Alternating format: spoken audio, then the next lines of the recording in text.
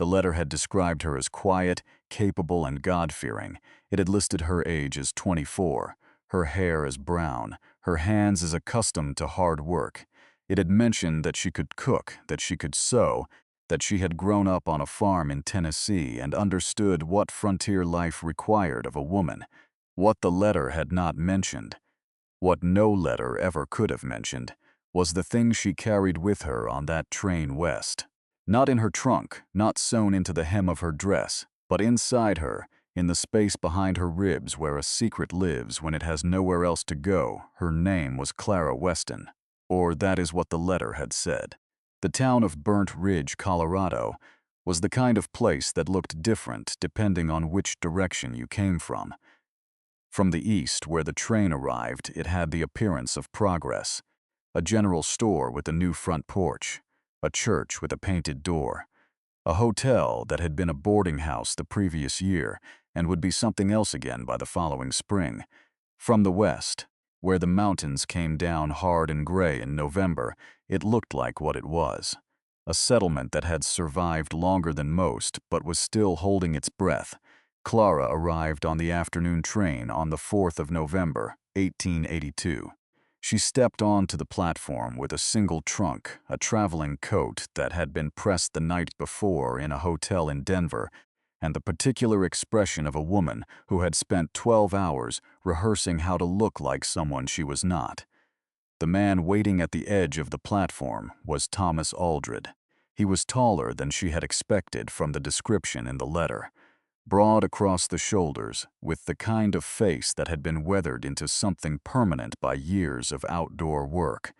He held his hat in both hands, turning the brim slowly the way men do when they are nervous and trying not to show it. He looked at her for a moment. She looked at him. Neither of them spoke immediately, which was itself a kind of information. "Miss Weston," he said at last. His voice was lower than she had imagined, not unkind. "Mr. Aldred," she said. He nodded once, as though this confirmed something he had suspected, and stepped forward to take her trunk. She let him. Her hands remained at her sides, still, careful. The Aldred property was 4 miles from the edge of town along a road that followed the curve of a dry creek bed before climbing a shallow ridge and dropping down into a valley that Thomas had been working for 11 years. It was not small. Clara had understood from the letter that the farm was modest. The word modest had appeared twice. She had read it the way she read everything, carefully, looking for the places where language concealed rather than revealed. What she saw as the wagon came over the ridge was not modest. There were 2 barns. A main house with a second story that looked new. A bunkhouse along the far fence line where 2 men were working in the last of the afternoon light. A garden that had been put to sleep for winter, but showed, in its dormant structure, the careful planning of someone who intended to stay. She kept her face still. "You didn't mention the size of the property," she said. She kept her voice even, curious, without accusation. Thomas glanced at her from the side. "Letter said modest," he said. "It did." A pause. "My mother wrote that letter," he said. "She has different measurements than most people." Clara looked at the house again. "I see." It was not the last time she would have cause to notice the distance between what had been written and what was true. The first woman she met was Hester, Thomas's mother. Hester Aldred was 61 years old and had the bearing of a woman who had outlasted several things that should have finished her and had formed opinions about her own survival. She met Clara at the front door with a cup of coffee already made, which told Clara 2 things immediately. That Hester had been watching from the window, and that she had decided some time before the wagon arrived whether she was going to approve of this arrangement. The coffee was black and hot and very good. "You're thinner than I pictured," Hester said. "The train food was poor," Clara said. "Was it?" It was not a question. Hester looked at her the way a woman looks at another woman when she is reading her, not unkindly, but without any intention of pretending she wasn't doing it. "You have good eyes," Hester said finally. "Clear, thank you. I don't mean it as a compliment." She turned and went back into the kitchen. "I mean it as an observation. Sit down. Supper's nearly ready." Clara sat. She set her hands flat on the table in front of her and looked at the room. This was a habit she had, and an old one. She catalogued things by instinct, the positions of the doors, the view from each window, the distance between where she was sitting and the nearest exit. She noted these things the way other women noted the quality of curtains. The bedroom she was given was on the second floor, at the back of the house, with a window that faced east. Thomas had shown her to it himself, carried her trunk up the narrow staircase without being asked, and stood in the doorway for a moment as though deciding whether there was anything else he needed to say. "The wedding's set for Saturday," he said. "If that's still agreeable to you." "It is," she said. He nodded. He seemed to be a man who communicated primarily through nods, and Clara had already begun to understand the different kinds. This one meant, "All right then, we will proceed." "I want you to know," he said, and then stopped. He turned the brim of his hat once in his hands. "That I don't have expectations beyond what's reasonable. For a situation like this." Clara looked at him for a moment, a man who had just told her in 11 words and a pause that he was trying to be decent about something neither of them had fully chosen. "Thank you," she said, and she meant it in a way she wasn't entirely prepared for. He nodded again, a different kind this time, and left. She closed the door, sat on the edge of the bed, pressed both palms flat against the quilt. Then she reached into the lining of her traveling coat, into the small hidden pocket that had been there since she had sewn it herself in a hotel in Memphis 7 months ago, and she removed a folded piece of paper. She did not open it. She just held it for a long moment. The way you hold something that could end everything if it were ever found. Then she put it back. She had 3 days before the wedding. She spent the first one learning the house. Not the way a guest learns a house, not cautiously, moving only in permitted spaces. She learned it the way water learns a landscape, following the low places, finding where things led, understanding the structure from the inside. She found a root cellar with a lock that had not been used recently, the key sitting in the lock as though someone had forgotten it there. A room off the kitchen that Thomas used as an office, with a large desk covered in papers related to the farm's finances, which she did not read.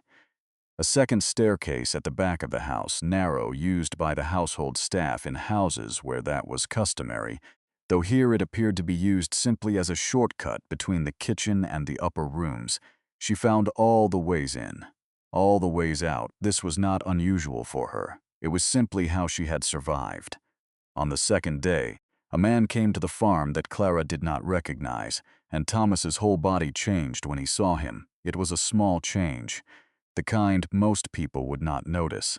A slight stiffening across the shoulders, a stillness that had nothing to do with calm. Clara noticed the man's name, she learned from the brief conversation she heard through the kitchen window, was Elias Cross. He was perhaps 50. He had the kind of face that had once been handsome and had since become something harder, the way certain landscapes look better before the water dries up. She could not hear the full conversation, but she heard enough. The words that reached her clearly through the gap in the window she had opened that morning were these. She arrived then, and Thomas's reply, she did. And then Cross, after a pause that had weight in it, does she know? And Thomas, quiet, no. She stepped back from the window. Her hands were still, she know. There was only one kind of question that began that way. She filed it away in the part of her mind she reserved for information that was not yet useful but might be. The morning of the third day, Hester found her in the kitchen before sunrise. Clara had not been able to sleep. This was not uncommon. Sleep had been an unreliable companion for some years now, arriving late and leaving early, in the way of something that never fully trusted the accommodation. She had made coffee and was standing at the kitchen window watching the darkness gradually separate itself into shapes. The barn, the fence line, the low hills beyond, when she heard Hester's step on the staircase, not Thomas's. She had already learned to distinguish between them. Thomas's tread was even.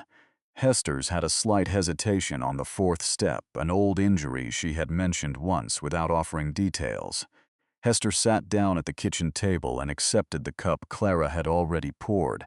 They sat in silence for several minutes. It was a comfortable silence. Or rather, it was the kind of silence that two careful people share when they have both decided, independently, that talking might require more honesty than the hour allows. "You weren't sleeping," Hester said. "No. Thomas doesn't sleep well before something important either." She held her cup in both hands. "Gets it from his father." Clara looked at her. "I didn't know his father." "No," Hester paused. "He died 4 years ago. Heart. He was a good man, not a simple one, but good." She looked out the window at the lightening sky. "That matters. I think it matters more than people say." "Clara thought about that, Mrs. Aldred," she said carefully. "The man who came yesterday, Elias Cross." Hester's expression did not change, but something in her posture did, very slightly. "What about him?" she asked. "Who is he to Thomas?" A pause, long enough to be deliberate. "An old acquaintance," Hester said. "From before. Before what?" Hester looked at her then, directly, with the clear, reading eyes she had mentioned on the first night. "Before Thomas was who he is now," she said. And she said it in a way that told Clara, "This answer is incomplete, and I know it, and I'm giving it to you anyway because there are things I cannot tell you, and things I will not tell you, and the difference between them matters." Clara nodded. She understood the distinction perfectly. She was, after all, a woman who had sent herself across 3 states under a name that was not entirely her own. They were married on Saturday morning in the church with the painted door. The minister was a young man named Burroughs, who performed the ceremony with the careful solemnity of someone who had not yet done it enough times to be casual about it. There were 6 people present. Hester, 2 of the farm hands, the minister's wife, the woman from the general store whose name Clara had not yet learned, and a man in the back row whom Clara did not recognize and who left before the ceremony finished. She noted him, filed him away. Thomas placed the ring on her finger with the steadiness of a man who had decided, once and completely, to do this thing, and was going to do it properly. She looked at his hands when he did it. They were the hands of someone who had worked hard for a long time. There was a scar along his left palm that she had not noticed before. She thought about asking about it. She did not. There were enough things between them already that neither had asked about. One more seemed unkind.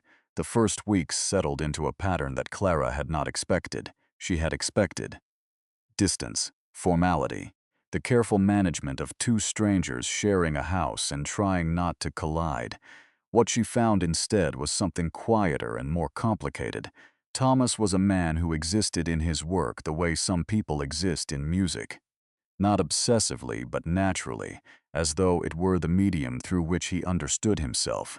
He was up before light and in the barns before anyone else, and he came in for breakfast in the state of a man who has already accomplished something, which gave the mornings in that house a kind of forward-moving energy that Clara had not lived with before.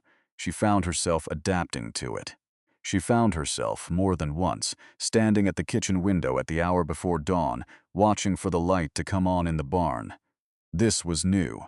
She noted it the way she noted everything, carefully, without immediately deciding what it meant. Hester, for her part, treated Clara with a kind of pragmatic warmth that had no sentimentality in it and was therefore entirely believable. She did not hover. She did not offer opinions on how Clara managed the house. She did not make comparisons to previous arrangements, or previous women, or previous anything. What she did was this. She sat with Clara in the evenings when the work was done. She talked, not gossip, not small observations. She talked about the land, about the history of the valley, about the years of drought and the years of flooding, about what it took to hold a property together when everything around it was trying to come apart. She talked as though Clara were someone who had chosen to be there. Someone with a stake in the future of the place.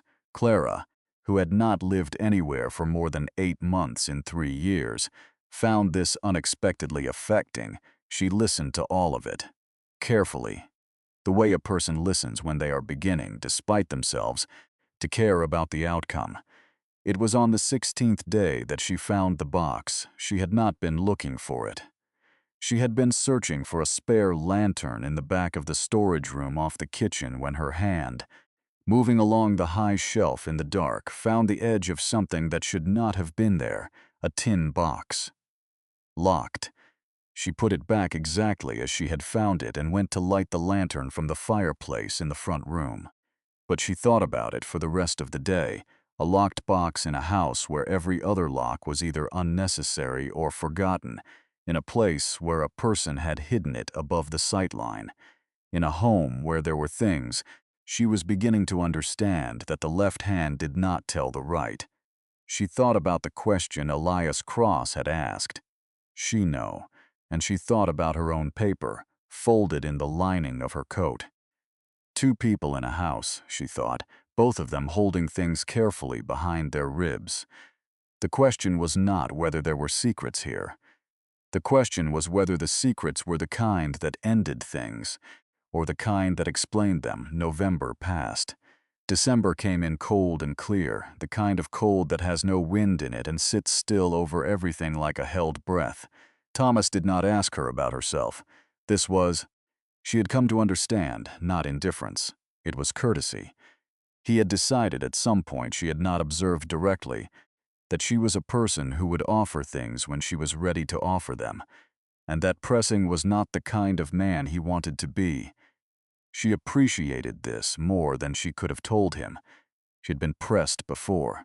There had been a man in Memphis who had pressed, who had sat across a table from her and smiled and asked questions that sounded like conversation but were shaped like traps, who had known, she was fairly certain, things about her that a person should not have been able to know, who had, ultimately, been the reason for the paper in her coat. She did not think about Memphis if she could help it, but December had a quality to it, she found, that made certain memories rise regardless of what she intended. The way the cold came through the window frames at night, the sound the house made when the temperature dropped, small things that the body remembered even when the mind had agreed to forget. She woke on a night in the second week of December from a dream she did not remember and lay still in the dark for a long moment, listening to the house settle around her. Then she heard it hoofbeats, on the road to the farm, moving carefully, quietly, as though someone were trying not to be heard. She was at the window before she had decided to move. The moon was up, and the snow on the ground reflected it upward in a way that made the night almost legible. She could see the road. She could see the shape of a rider coming along it. She could see, when the rider drew closer, that it was not a stranger, it was Elias Cross. She did not go downstairs. She stood at the window and watched him come to the back of the house, not the front. She watched the kitchen door open, from the inside, and Thomas step out into the cold, hatless, clearly having been awake already. They spoke for perhaps 10 minutes. She could not hear the words at this distance through the closed window. She noted the shapes of the conversation, the way Thomas stood with his arms at his sides, not crossed, not defensive, the way Cross moved his hands once, a gesture that suggested urgency, the way Thomas shook his head once and then again, then Cross left. Thomas stood outside for a moment in the cold after the hoofbeats faded. He did not look up at the house. He went back inside. Clara stood at the window for a long time after that, looking at the road where the hoofbeats had been. Then she went to her coat, removed the paper, set it on the bed beside her. In the morning, she thought. She was going to have to make a decision. She did not make it in the morning. The morning came in the way mornings did on that farm, with work and light, and the smell of coffee and the ordinary business of a day, and the decision retreated in the face of it the way difficult things sometimes do when life insists on continuing. Thomas came in for breakfast. Hester made biscuits. The farm hands came and went. Nothing was said about the night before. Clara watched Thomas's face across the breakfast table. He looked tired. Not the healthy tired of a man who had worked, the other kind. She kept her face neutral. He kept his. But once, just once, when she refilled his coffee and their hands were briefly in the same space, he looked at her with an expression that she had not seen on him before. Not quite apology, not quite warning, something between them. As though he wanted to say something and had concluded that the moment was not right. She nodded very slightly. He looked away. She found the right moment 3 days later. Hester had gone to town. The farm hands were in the far pasture. The house was quiet in the particular way it became when it held only the two of them, a specific quality of silence she had come to recognize. Thomas was in the office. She stood in the doorway. He looked up from his papers. "There was someone here," she said. "The other night, on the road." A pause. He set down his pen. He did not ask her how she knew, which told her that he had already suspected she had seen. "Cross," he said. "Yes." He was quiet for a moment, then, "How much did you see?" "Enough to know there's something you haven't told me." He looked at his desk, a long moment. The kind that is not hesitation, but is instead the final consideration before a decision already made. "Sit down," he said. She sat. He told her. It was not, in the end, what she had been afraid of. She had been afraid of something that implicated her. Something that meant the people she had been running from had found her through a route she had not foreseen. Something that made this house, this quiet valley, this unlikely life, a place she would have to leave. What Thomas told her was different. 11 years ago, before he had come to Burnt Ridge and before the farm had been anything other than an idea, Thomas Aldred had been in business with Elias Cross. Not farming, a different kind of business. The kind that operated in the gray territory between lawful and not, in a part of the territory where the law itself was still deciding where it stood. He told it plainly. He had been 26. He had been stupid in the particular way of a young man who believes the circumstances of his life are temporary and therefore the choices he makes in them don't fully count. He had been wrong. 3 men had been hurt. Not by him, not directly, but by something he had been part of, and the distinction, he said, had never fully absolved him. He had walked away from Cross and from all of it, and come west and built this place and spent 11 years trying to become someone who deserved it. Cross had come back now because there were men looking for him. Old debts, old consequences, and Cross believed, for reasons Thomas could not entirely refute, that Thomas knew something that could help him. "Do you?" Clara asked. "Yes," Thomas said. "Are you going to help him?" He looked at her. "No," he said. She was quiet for a moment. "Does he know that yet?" "He suspects it." He paused. "He'll be back." The room was very still. Outside, the wind moved through the valley in long, slow waves. Clara sat with her hands in her lap and thought about what it meant to be a person who had done something that could not be undone, and had then built a life in the space after it. She understood this subject. "Then you'll need to deal with him before he decides to make that a problem," she said. Thomas looked at her with an expression she had not seen on him before.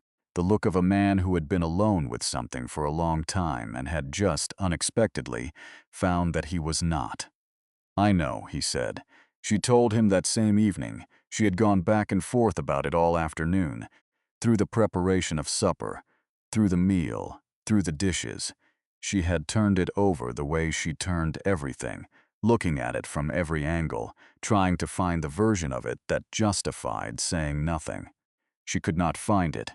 Thomas was sitting on the front porch in the cold when she came out. She sat beside him. The valley was dark and wide below them, the mountains invisible behind the cloud cover, the stars hidden. "I need to tell you something," she said. He looked at her, waited. "My name is Clara Weston," she said. "That part is true. But I left something out of the letter." She paused. "I left out the reason I needed to leave Tennessee." He was quiet. "There is a man," she said, "named Harlan Gett.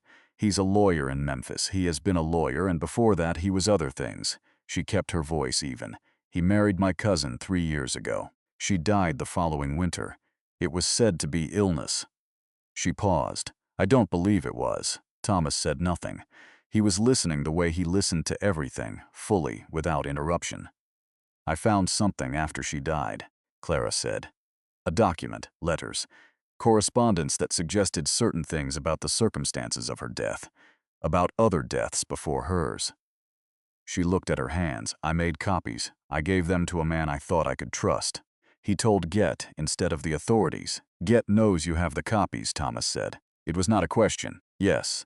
A pause, and the copies are here, she said, with me in my coat. Thomas was very still for a long moment. How long has he been looking for you? 7 months.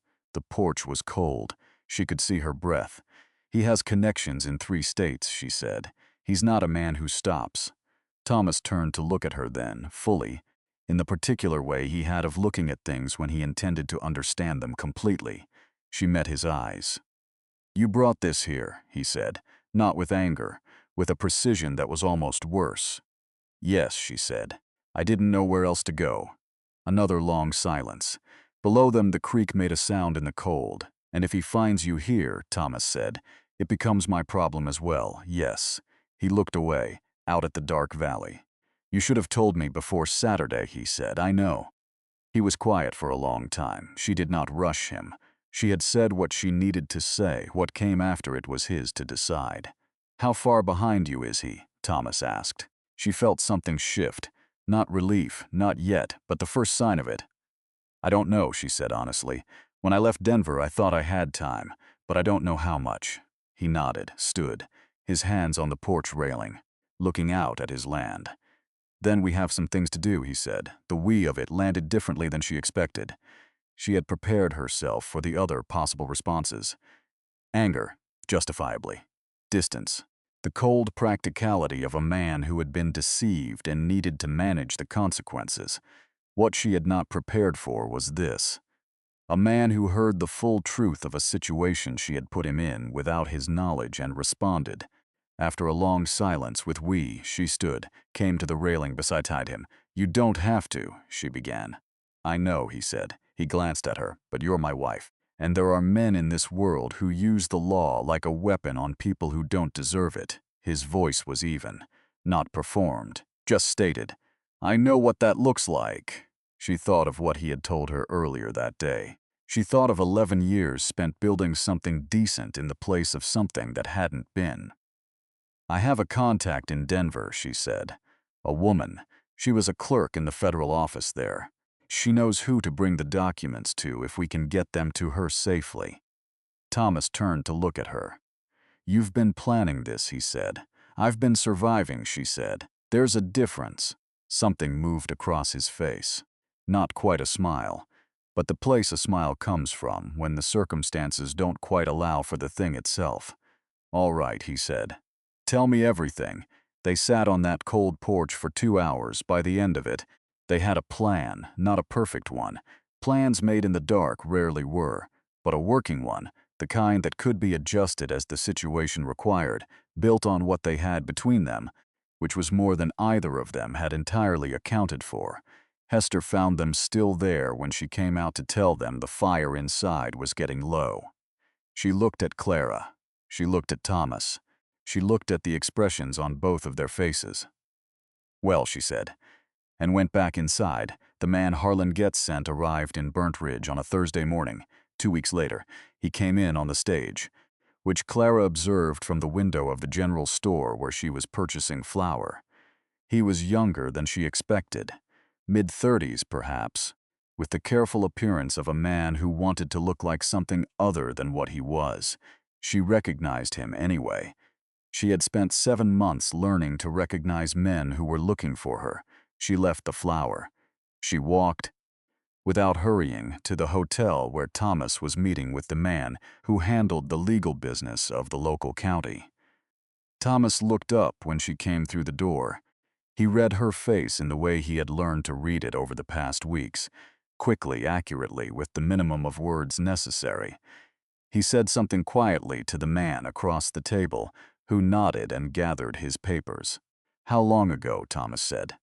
20 minutes, she said. He came in on the stage. Brown coat, Eastern hat, traveling bag. He's at the hotel. Is he alone?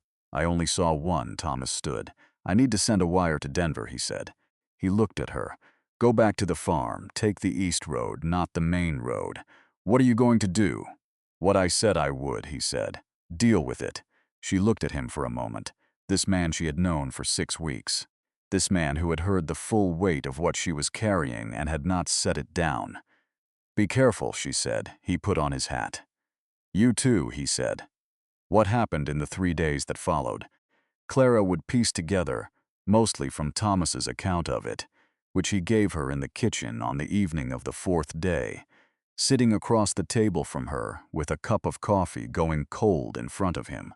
He had contacted the federal marshal in the next county, a man he had known for some years, a man who, unlike others Clara had tried, did not have a prior relationship with Harlan Gett. He had provided the marshal with a copy of the documents Clara had carried, sent via Hester's contact in Denver, who had known the right office and the right people. Gett's representative, the man in the brown coat, had been detained while inquiries were made. Gett himself, back in Memphis, was now the subject of a federal investigation. This would not, Thomas was careful to say, resolve immediately. Men like Gett had resources and connections, and they used them. But the document was out of Clara's hands and into the right ones, and the thing she had been carrying alone for 7 months was now carried by the weight of an institution rather than one woman's careful silence. Clara sat with this information for a moment. "And Cross?" she asked. "Cross I handled separately," Thomas said. She looked at him. "He left the territory," Thomas said. It was made clear to him that remaining was not in his interest. A pause. "My past and yours are not the same kind of problem. His required a different solution." She understood what he meant and did not ask him to elaborate. "Hester helped," Thomas said. "She knows people I don't. She was." He paused. "She was unsurprised by most of it. She knew." Clara said. Thomas looked at her. "Not everything. But Hester has a talent for knowing the shape of things before they're explained to her." A pause. She said, after, that she had suspected from the beginning that you were running from something. She said it didn't change her opinion of you. Clara was quiet for a moment. "What did she say it did?" Clara asked. Thomas looked at his coffee. "She said it explained why you always knew where the doors were. The farm in winter was a different place than it had been in November. Snow changed the quality of silence. It added a layer to it. The way a quilt adds warmth, not by creating something new but by holding in what was already there." Clara had not lived anywhere long enough in recent memory to know a place across more than one season. She had known apartments in the summer, hotels in the fall, a room in a boarding house in the spring. She had known places as they were in the moment she occupied them, without the knowledge of what they became when the light changed. She was learning Burnt Ridge in winter. She was learning the way the snow sat on the barn roof and the way it didn't, depending on the wind direction. The way the horses moved differently when the temperature dropped below a certain point. The way the valley held the cold in the mornings and then released it mid-afternoon with a shift in the air that you could feel before you could explain it. She was learning Thomas in winter. He was quieter in the cold months. Not withdrawn, just turned inward in the way of a man who processed the year's accounts, not only financial ones. During the time when the land itself paused, he spent more evenings in the office. He came to bed later. But he was never entirely absent, and she had come to understand that the quality of his presence mattered more to her than the quantity of his words. This was new for her. She had lived for 3 years in a state of managed aloneness. Not loneliness. She was careful about the distinction. Loneliness was the absence of something wanted. What she had had was the deliberate choice of solitude, the constant management of how much of herself to reveal, the careful calibration of proximity. What she had now was different. What she had now was someone she did not have to manage. She noted this the way she noted all the other things. Carefully. With something that was not quite wonder and not quite relief, but lived in the country between them. Hester said something to her in January that she would think about for a long time afterward. They were in the kitchen. The cold outside was serious, the kind that made the house contract slightly around you. Clara was making bread. Hester was mending something at the table, and they were talking in the easy, wandering way they had developed over the winter months. "You know," Hester said, setting down her mending for a moment, "I wrote that first letter, the one that described you." She paused. I described a woman I had decided I wanted. Clara looked at her. I wanted someone capable, Hester said. That was easy. I wanted someone honest. A pause. That was the complicated one. I wasn't entirely honest, Clara said. In the beginning, no. Hester picked up her mending again. Neither was Thomas. Neither was I, for that matter. She pulled a thread through. People who have been through things are rarely honest in the beginning. There's too much to lose. She looked up. The question is whether they get there eventually. Clara thought about the porch in December. The cold. Thomas's hands on the railing. I think we did, she said. Yes, Hester said, in the particular tone she used when she had known something before it was stated. I think you did too. In February, a letter arrived from a law office in Denver. Thomas read it at the kitchen table. Clara watched his face while he read, which was the clearest way of understanding what it contained. His expression moved through several things and settled on something she had not seen before. The investigation in Memphis, he said, has resulted in an indictment. She was still. Harlan Gett, he said, has been charged in 2 deaths, including your cousin's. He paused. The copies you carried, along with additional records found during the investigation, were sufficient. She sat down. She had not planned to. Her legs simply made the decision before she did. Thomas set the letter on the table between them. She looked at it for a long moment without reading it. Her cousin's name had been Eliza. She had been 27 when she died. She had had a particular laugh, high and sudden, that surprised people the first time they heard it. Clara had been carrying her for 7 months, in a coat lining. On trains and in hotel rooms and across 3 states, she thought. It's over, she thought. I can put this down now. Thomas said nothing. He simply stayed across the table from her, present and still, which was exactly what was needed. After a while, she said, "Thank you. I didn't do it alone," he said. "I know." She looked up at him, "But you did it without being asked." He looked at her for a moment with that clear, steady attention. "You're my wife," he said. It was not a complicated statement. It had no performance in it. It was simply a fact that he had decided to honor completely. She felt something in her chest that had been braced for a long time and had not known it was braced. She felt at ease. Spring came to the valley the way it always did, not all at once but in negotiations. A warm day followed by snow. The creek rising and then settling.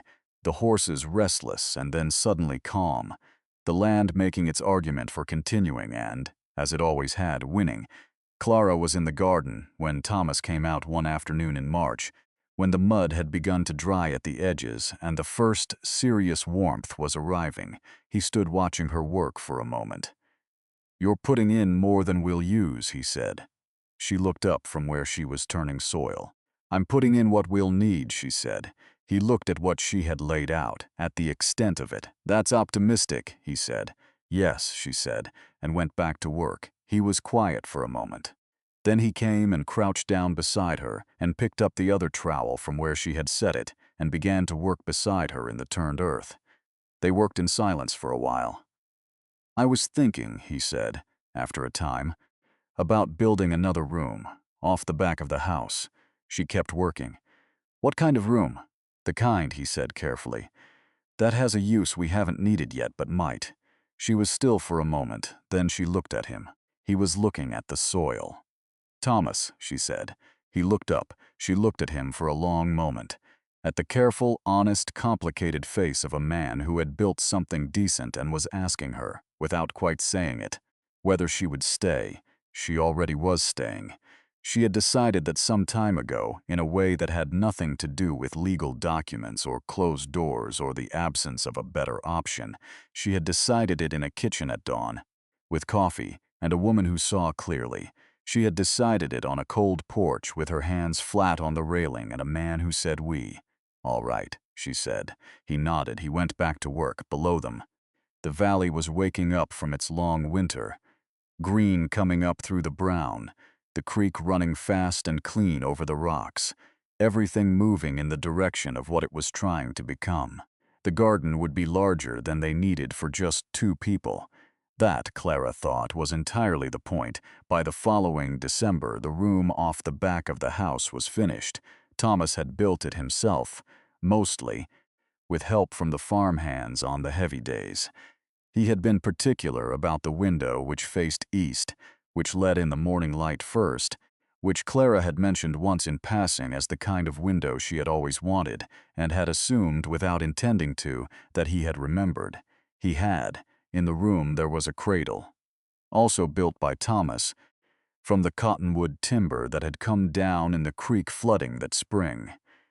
He had worked on it in the evenings for 2 months, with the particular patience of a man who is building something he intends to last.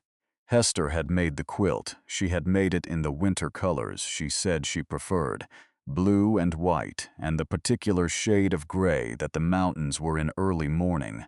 She had made it without being asked and presented it without ceremony, setting it over the side of the cradle one afternoon and returning to her mending. "She'll be warm enough," Hester said. "It might be a boy," Thomas said from the doorway. Hester looked at him. "It won't," she said. She was right.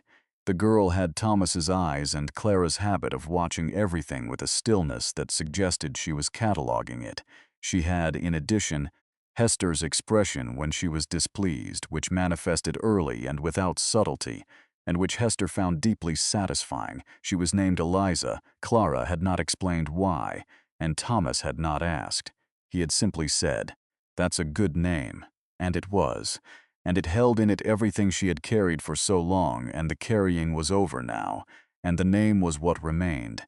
There is a ridge on the eastern boundary of the Aldred property where, on a clear morning, you can see 4 counties. Clara stood on it for the first time in the spring of that year, with Thomas beside her and the valleys spread below them, and the mountains behind them going white and then gray and then, at the farthest distance, disappearing entirely into the sky. She had not known, on a platform in Tennessee 7 months before that, standing with a trunk and a false letter and a piece of paper sewn into her coat, that she was traveling toward this. She had not known that the thing she was running from would lead her by the most indirect and unlikely and unreasonable route to exactly where she needed to be. But that is the nature of the paths that matter most. They are not straight. They are not simple. They are not what you planned. They are, in the end, only recognizable once you are standing at the far end of them, looking back, understanding at last the shape of what your life was always moving toward. She stood on that ridge with the whole wide morning in front of her, and for the first time in 3 years, she was not watching the doors. If you find yourself still here at the end of this story, standing on that ridge alongside Clara and Thomas, that means something. Stories like this one are built slowly and honestly, and without any rushing of the parts that matter. And finding a listener who stays for all of it is no small thing. There are more where this came from. Different lives, different frontiers, different pairs of people finding their way through the things that cannot be unsaid toward the things that cannot be untrue. Tell me where this reached you. What corner of the world you were sitting in when Clara first stepped off that train. What the light was doing outside your window. Your voice is what makes these stories worth telling.